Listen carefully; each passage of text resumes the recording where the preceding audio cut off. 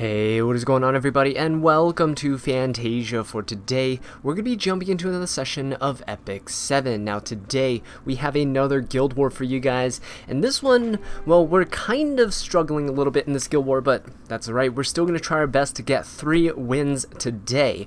Now, we're going up against the guild Brothers, and if we check our tower, oh, actually, we're being attacked right now as we speak, so we'll see how that turns out later at the end of the video. So stick around for that, but it looks like we have 1 failed defense and 1 defense draw. My first team putting in that work. Alright, so, of course, before we jump into any battles, we have the joke of the day from Icarus.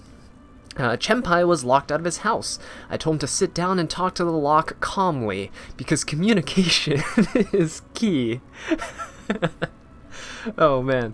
Alright, so anyway, what we're doing is we're going to be going up against this guy up here. We're going up against Kiko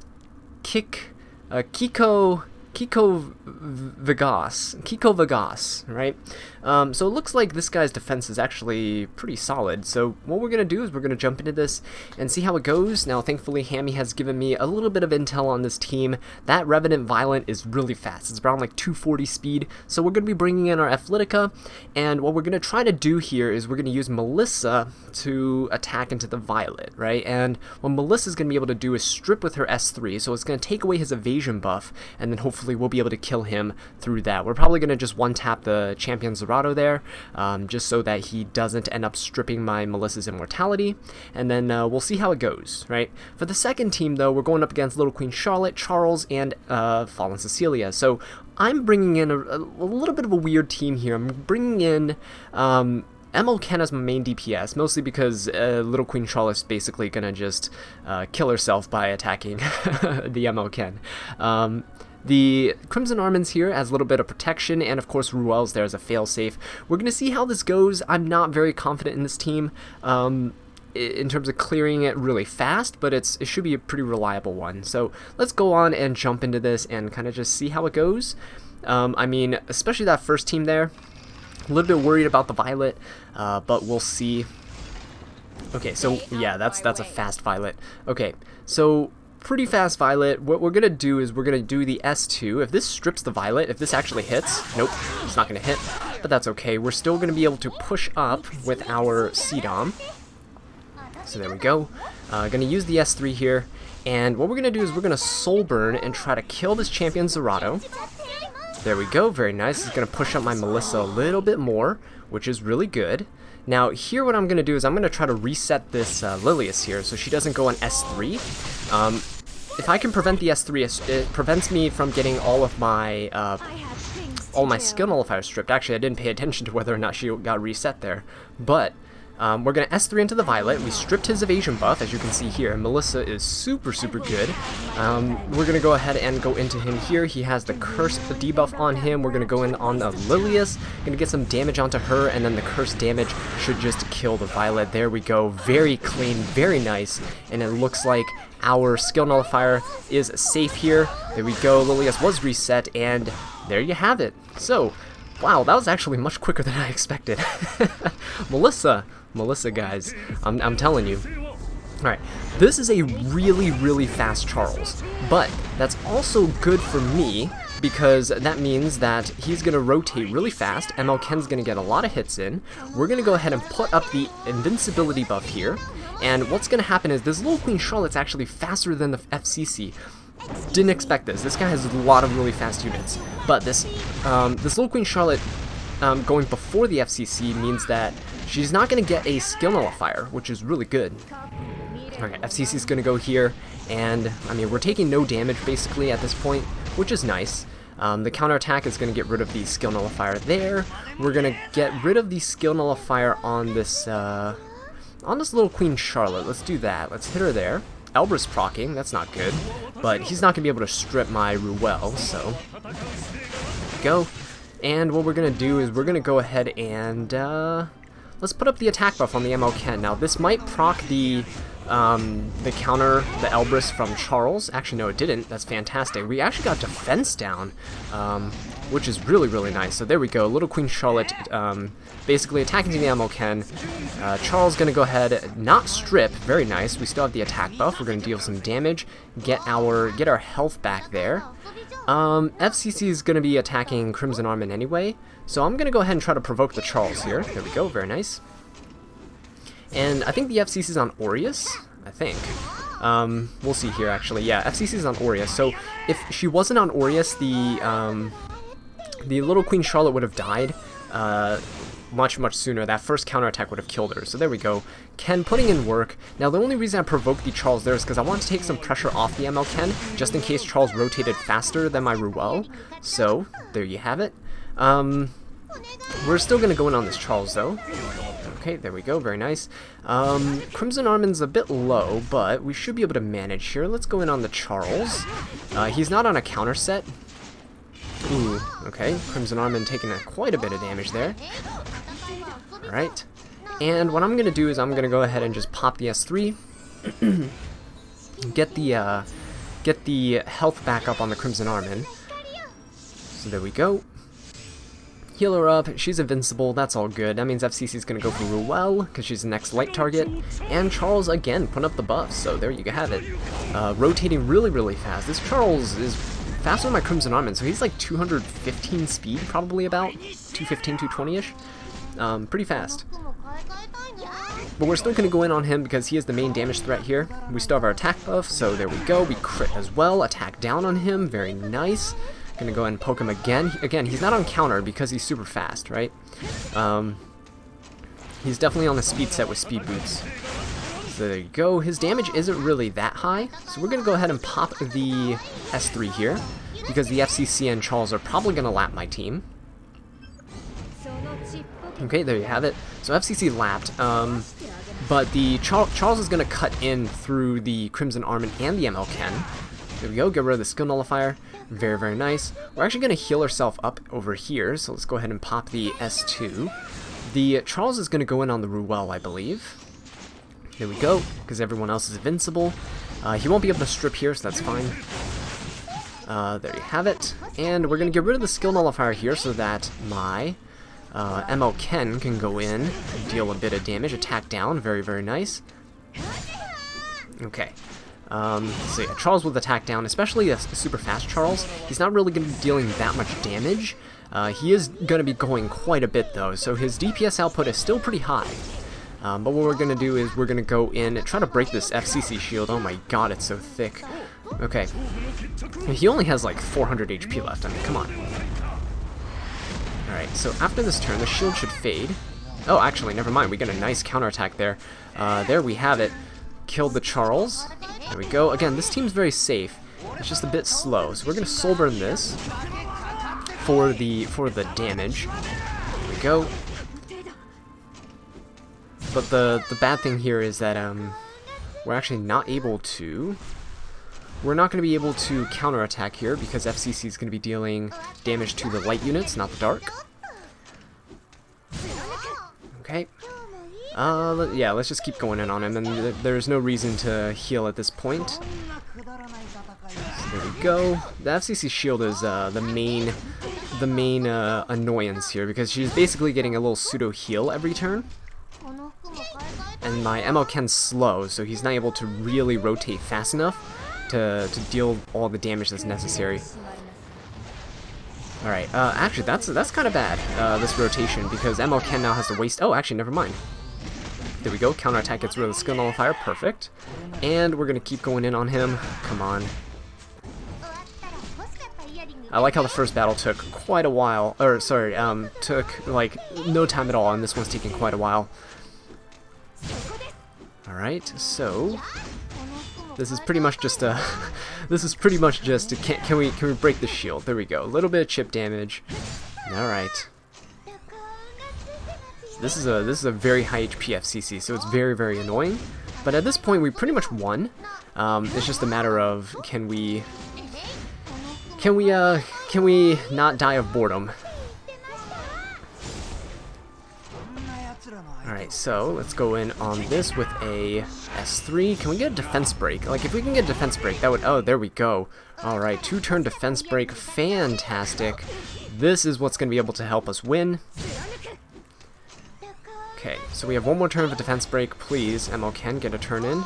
There we go. We're going to get the turn in with the attack buff up before the FCC gets a turn. So boom, boom, boom, and there we go. Whew, alright. So, very safe team, but very, very slow. Especially if there's a dark unit there, because they're always going to be attacking your light units and not your ML Ken. So, there we go. There you guys have it. First Battle of the Guild War done. We'll be back with the second one in just a second. Alright guys, welcome back to the second battle of this Guild War, going up against the Luna engine, right? We're going up against the very engine that this game runs on, and, well, let's just say that we are about to challenge someone to a speed game, and we're probably going to lose. Judging from the other units, from the previous guy we just fought, this guild is pretty strong, and so... they have some pretty good speed gear as well. So I'm gonna go ahead and challenge their Athletica down there with my Athletica, and we're basically gonna do a mirror match, except I'm not bringing my Arbiter Vildred, I'm bringing in Lilibet, because then I can extinct their Arbiter Vildred. For the first team, though, we're going to be bringing in Protect the Seaside Bologna comp, so we'll see how that goes. If we can just kill Spectre Tenebria fairly quickly, that would be nice. Charles is going to be the biggest threat there, but we have Crimson Armin for damage mitigation and hopefully some provokes, and Crow kind of exists, right? So we're going to jump into this and see how it goes. If we get outsped in that second game, in that second battle, we're just going to lose. So... here we go, let's put up the shield for everybody here, and we have a pretty good turn rotation. That's a slow Crow, actually. I would expect the Spectre Tenebria to be a little slower than the Charles so she can get the attack buff, but there we go. Charles is going to put the attack buff up here. I guess it kind of works out, because then you get the attack buff for Spectre Tenebria's S1 instead of her S3, which is where the majority of her damage will be coming from. But what we're going to do is we're going to go ahead and tap the Charles here. There we go. Mostly because I don't want the Elbrus procs to come out strong right off the bat. There we go, very nice. Gonna go ahead and use the S2 here. Defense break on the Tenebria. Gonna go ahead and pop the S3. And hopefully this is gonna deal a massive amount of damage to that Spectre Tenebria. Ooh, actually, she's on Proof of Valor. That is not good. Alright, that is not as much damage as I thought it would be. But we're gonna get the Provoke on the Charles, which is gonna be nice. Alright, Seaside Bologna is going to be able to counter. All of my units here are very, very tanky, so that's something to keep in mind. We are dealing a considerable amount of damage to them, which is good. Except the fact that I don't want that Crow to get too low in terms of his HP. Alright, so Charles is going in on my Armin. I'm going to go ahead and S1 into an S2. That's a very strong Charles. It hits really hard. Crow's going to go in on her as well. We're going to go in on the Charles here. Okay, let's see if we can get another Provoke onto this Crow. Very nice. Ooh, Elbrus coming out. Crimson Armin might die here. That's alright. We have Ruel's Revive that can bring her back. So there we go. Another counter from my Seaside Bologna. Crow's in S3 range, so that is something I need to be careful of. But what we're going to do is we're going to bring back our Crimson Armin. Going to go ahead and S3 here. Now, Crow is probably going to S3 into my Seaside Bologna. That should be who he goes for here. Yep. So she's going to be the lowest HP now. And Crow is definitely going to be going for Seaside Bologna here. So we're going to have to stall for a little bit, actually, in order to get my Seaside Bologna back, because we just revived our Crimson Armin. We're going to go in on this Charles, though. We should be able to poke him down before Seaside Bologna comes back up. Alright. And, of course, Ruel. Ruel being Ruel, she's going to be fairly tanky. So we're going to go ahead and heal her. This means that Charles is going to go for Crimson Armin.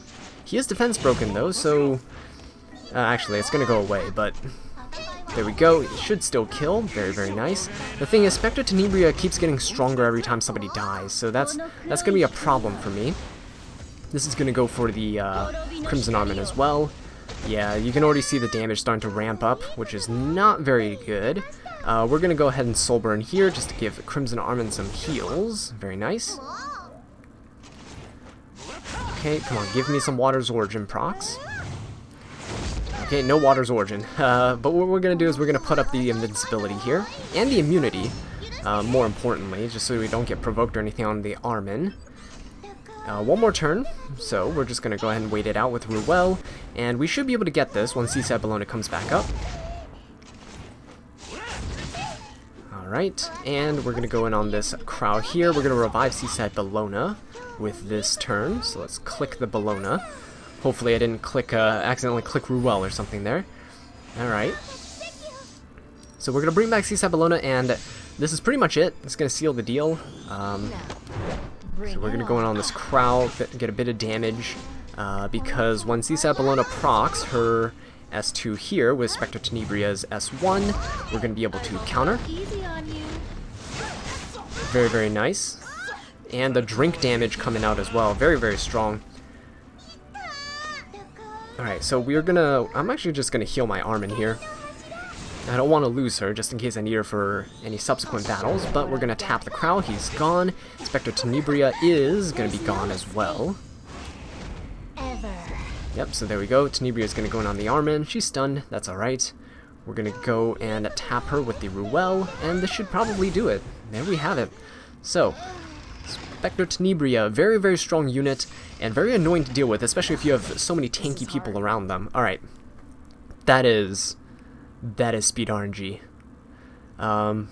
Yeah, no matter how you look at it, that is speed RNG. I don't know if it's in my favor, I don't know if mine is faster and he got a bit of speed RNG to catch up to me, but regardless, I think we win. So we're gonna go ahead and we're gonna S2. Yeah, whew, that was really close. Okay, so we're gonna soul burn. We're gonna go ahead and kill the Athletica. The Seedom is not really a threat here. And we're going to go ahead and cut down this Arbiter Vildred. So there we go. Boom, boom, boom, boom. And gone. And what we're going to do is we're going to reset the Seedom. So if we can reset her, that will be nice. So she doesn't get the crit buff. It's going to fire up on me as well. We're going to tap here, and that should do it. So there you have it, guys. Going in on the Luna engine, we just destroyed it. So if you're experiencing any in-game problems, sorry, not sorry. Alright, so there we go. Got rid of that. Nope, not that one. Got rid of this. And the only reason I really want to attack him is because he attacked me as well. So, got a revenge. And yeah, we'll be back with the third battle in just a second. Alright guys, welcome back to the third and final battle of this guild war. Gonna go against the Clash for Cash. Now this is a team that I really don't want to go up against, but we're gonna have to do it anyway. Mostly because the fact that, yeah, it's the third tower, so it's the third main tower, and I kind of want to take it down, or at least challenge myself in attempt to do so. So for the first team here, we have Crow, Ken, and Spectre Tenebria. So I would love to bring Dark Corvus here, but we're going to challenge ourselves. We're not going to. We're going to have Ruel, Seaside Bellona, and Crimson Armin for the first team, just like we did last time, except this time, I believe the, what is it? The Ken was supposed to be like a Charles or something from last time. For the second team, though, we have Ruel, Celine, and Dizzy. That's a very strong team, actually, because you can't really use anyone that uses a non-attack skill. So what I'm doing is I'm bringing in a lot of support units, right? I have Lilius, I have Charles, I have Ken, and what's going to happen here is Ken has a bit of self-sustain. Charles is really tanky, and they both have immunity. Actually, all three of my units have immunity. I'm assuming the Dizzy's going to go first, right? So we're not going to be able to get debuffs there. But in case we do get stunned or whatever debuff later, Lilius is there for the cleanse. She's also good for just targeting down Celine as well, getting those extra hits, right? Remember, if your opponent has evade, if you hit him enough, one of your attacks is going to land, right? So that's the goal here. I know Ruel is kind of there, and she's really annoying, but we're going to have to deal with her. Hopefully she's going to attack to the Ken, and things will resolve itself. Okay, so yeah, let's just go ahead and jump into this, kind of see how it goes. Really not sure how it's going to go, but judging from the previous two battles, we ended up doing quite well. Alright, so there we go. The Crow's going to go in on the Seaside Bellona, which is fine. We're going to put up the invincibility here, and most importantly, the immunity, so we don't get stunned. The Spectre Tenebria is going to go before Ruel, which is nice as well. So there we go. Doesn't matter who she hits, probably going to be Armin. There we go. And what we're going to do is we're going to tap this Crow here. Crow's going to be the main nuisance. Bring it on. Mostly because he can S3 and one-shot somebody. Alright, so I went for the S1 there because I wanted to wait for ML Ken to lose his immunity. I'm also going to wait to soul burn my Seaside Bellona's S3 probably. Okay, so we're going to go in on the Crow. I want to soul burn the S3 because I want to get that that nice bit of damage in, and also block the heals. All right, so what we're gonna do here is we're gonna go ahead and heal up. You know what? Let's heal up the Crimson Arm in here. Let's heal her up. She's gonna be tanking quite a bit of damage because she has Aureus. All right, we're gonna go in on this Crow. So there we go. And the next hit that comes out from this ML Ken here, oh actually it's going to be the Crow, he's going to lap, is going to proc Seaside Bellona's S2 again, so if we can land a defense break that would be fantastic. There we go, on the Spectre Tenebria, very very nice. Water's Origin procking as well. Water's Origin, nope, we just resisted stuff. No Water's Origin proc there, that's fine. Crow is going to try to S3, so what we're going to do here is we're going to pop the S3 here right now on the Ruel, keep her safe and healthy, so that Crow does not go into her. Alright, so we should be invincible for a lot of attacks here. And what I think I'm going to do is we might actually be able to kill Crow and Spectre Tenebria. So I'm actually going to go ahead and YOLO this. I'm going to go ahead and S3 here. I know I said I want to wait for the Soul Burn, but nah, let's go for this. It's going to crit the ML Ken, whatever. He is buff blocked. This won't kill us, that's the thing. I'm not scared of that because my Seaside Bellona has 17,000 HP. She is very, very tanky. Okay, Crow's gonna come back with Holy Sacrifice. We're gonna try to provoke him. No provoke. So rest in peace, somebody. Somebody's going down, and we're gonna go in on this Crow. So Crow's definitely gonna S3 somebody. It's probably gonna be Seaside Bellona here because she's the lowest HP. Oh no, it's Crimson Armin. Okay, all right. So that's unfortunate, but that's okay because we should be able to last through this because we have the target of Crow to keep attacking, so we're not going to keep getting countered. Alright, we're going to go ahead and heal up the Seaside Bellona here. There we go. And now everyone's going to go in on Ruel. That's going to be quite dangerous, but if we can proc Water's Origins, very nice, and counterattacks, that should be pretty good. Okay. So I'm going to go ahead and soul burn this to make sure we can sustain the heals. Alright, just in case some ML Ken shenanigans comes out here. Alright, going to keep tapping the Crow. Thankfully he's still alive, right? We don't want to attack the ML Ken because that'll proc his Sacred Scythe and his counterattacks, all the stuff we don't want. And now we can finally revive Crimson Armin here, so she can help mitigate some damage with Aureus and her S2 passive. So there we go. Again, this is a very safe team, right? People call it Protect the Seaside Bellona comp, and pretty much you do just that. You protect Seaside Bellona, and you pretty much win. So this ML Ken's going to proc Seaside Bellona's S2 here. It doesn't matter about the defense breaks. We are good. So there we go. Defense break on that ML Ken too, actually. So we're gonna actually, this is perfect timing. We're going to put up the invincibility on everybody. Immunity as well, right? It's not going to do anything with the existing defense buff, defense break, but what we're going to do is heal up Ruel, and Seaside Bellona will be protected for this attack. So we're going to go ahead and pop the S3 here. Try to get an unhealable to land on this ML Ken. There we go, unhealable coming out, and that is huge. That is actually huge. Okay, so what's going to happen here is, oh, okay, we're going to kill him. If we didn't kill him there, what would happen is ML Ken would trigger counterattack, give Seaside Bellona the last stack, and she would kill with the S2. So things worked out perfectly fine. Alright, so this is really fast Dizzy, something to keep in mind. So our whole team is immune, right? We all have immunity, so that's good. What we're going to do is we're going to go immediately in on the Celine. Very nice, Charles. Follow up? Nope, no follow up there. But this is going to force the Ruel to actually go pop the S3 immediately on this Celine, which is alright. We baited out the revive at least, and Celine goes immediately after, so we don't have to wait like a really long time for it to come back. There we go. ML Ken is going to counterattack here. Heal up a little bit, not that much. It's unfortunate because, mostly because the, what is it called? We got a miss because Celine has the evasion buff up. Alright, but we're going to go ahead and put the attack buff on everybody here. Celine is really, really hurt, so we're going to go ahead and S3. Even if she doesn't evade, she should die, because MLK has an attack buff up. Yeah, there we go. Actually, we killed both of them. Okay, very nice. Killed both the Dizzy and the Celine. And so now, pretty much, we win. Because this Ruel used her revive earlier. She has Water's Origin. She's going to cycle, but here's the thing. Counterattacks, right? Elber's procs. Nice. So, there we have it. If we follow up here with Charles, nope. We might have won there, actually, if we just followed up. But here's the thing. Ruel now has her S2 up. Unfortunately, we don't have enough souls for the provoke, but I think what we're going to do is this. We're going to try to S3 here. Right? I think this is a high resistance Ruel. She hasn't really gotten debuffed. Yeah, she's resisting. But what we're going to do is we're just going to dump as much damage as we can into her, and there you have it. So she's actually pretty squishy. Her defense is probably quite low. She took quite a bit of damage from both of my damage dealers, but there you have it, guys.